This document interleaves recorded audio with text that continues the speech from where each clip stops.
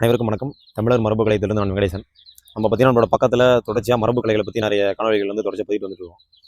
என்னென்னு பார்த்தீங்கன்னா, இதுக்கு மேலே சிலம்பம் பற்றி நம்மளுடைய பாரம்பரியமான மரபு போர்க்கலையான சிலம்பம் பற்றி தொடர்ச்சியாக அடிப்படையிலேருந்து ஒரு போர்க்கலை வரைக்கும் நம்ம எப்படிலாம் பண்ணலான்ற ஒரு அடிப்படை பயிற்சியிலிருந்து இறுதி வரைக்கும் நம்ம வந்து தொடர்ச்சியாக நமக்கு தெரிந்ததை வந்து பதிவிடலான்ற ஒரு தொடக்கம் தொடங்கியிருக்கோம். அதன் முதல் பகுதி அதை பற்றி ஒரு அறிமுக காணொலியாக அந்த காணொலி நாங்கள் வெளியிடுறோம். சிலம்பம் அப்படின்னா எல்லாருக்குமே தெரியும், நம்ம தமிழருடைய போர்க்கலை.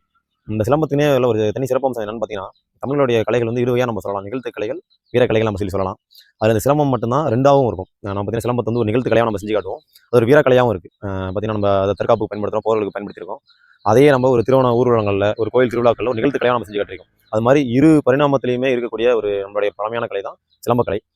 மேலும் இந்த சிலம்பக்கலை வந்து பல படிநிலைகள் இருக்குது. மெய்ப்பயிற்சி, இரண்டாவது உடற்கட்டு பயிற்சி, மூன்றாவது வந்து காலடி சோடு பயிற்சி நம்ம சொல்லுவோம். நான்காவதாக கம்பு வச்சு செய்யக்கூடிய பயிற்சிகள், அது கோல் பயிற்சி, சிலம்ப கம்பு பயிற்சி.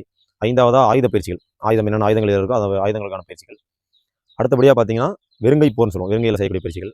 அடுத்தது ஏழாவதாக இருக்கக்கூடியது வர்மக்கலை, வர்மக்கலையில் தற்காப்பு வைத்தியம் இரண்டுமே. அடுத்து இறுதியாக இருக்கக்கூடியது ஓகப்பயிற்சி, யோகக்கலைன்னு சொல்லுவாங்க, ஓகப்பயிற்சி. இது மாதிரி ஒரு சிலம்பத்தில் பல படிநிலைகள் வச்சு நம்ம முன்னோர்கள் வந்து பயிற்சி பண்ணியிருக்காங்க. அதில் இறுதியாக தான் ஓகம்ன்ற இருக்கும், அதெல்லாம் அமைதியான நிலை, ஒரு சாந்தமான நிலைன்றது இருக்கும். அப்போ இந்த சிலம்பக்கலை வந்து பல்வேறு படிநிலைகள் வந்து பயிற்சிகள் வந்துட்டே இருக்கும். இது ஒரு வாழ்வியலாக நம்ம முன்னோர்கள் கடைபிடிச்சு வந்திருக்காங்க. இந்த கலையை வந்து ஒரு மனிதன் வந்து பிறந்ததிலிருந்து ஒரு அடிப்படையிலிருந்து அவனோட உடற்பயிற்சியிலிருந்து அவனோட உணவு பழக்க முறையிலிருந்து அவனோட வாழ்வியலிருந்து ஒரு மனிதன் எப்படி வாழணும், அவனோட உடலை பாதுகாத்துக்கிறது எப்படி, அவன் தற்காத்துக்கிறது எப்படி, அவன் உடலுக்கு தேவையான மருத்துவங்கள் எப்படின்னு எல்லாமே வந்து கற்றுத்தரக்கூடிய ஒரு வாழ்வியலாக அந்த கலை வந்து இருந்திருக்கு. நம்ம இப்போ வந்து அந்த கலையை வந்து முற்றிலுமாக வேறுபட்ட இதுக்கு எடுத்துகிட்டு போயிட்டோம். இப்போ எல்லாருமே வந்து பார்த்தீங்கன்னா சிலம்பம் வந்து சுற்றுமுறை சிலம்பம் தான் பண்ணிட்டு இருக்கோம். சிலம்பத்தில் வந்து நம்ம ரெண்டாக பிரிச்சிடலாம். என்னன்னா சுற்றுமுறை சிலம்பம்னு ஒன்றும், இன்னொன்று போர் சிலம்பம், தற்காப்பு சிலம்பம்னு.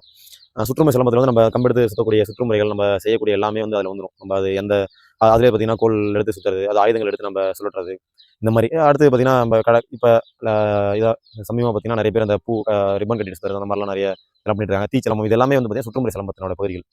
அப்படியே இன்னொரு பகுதி பார்த்தீங்கன்னா போர் சிலம்பம் இருக்குது. அந்த போர் சிலம்பம் தான் நம்மளுடைய தற்காப்பு உண்மையான ஒரு போர் முறை சிலம்பம்.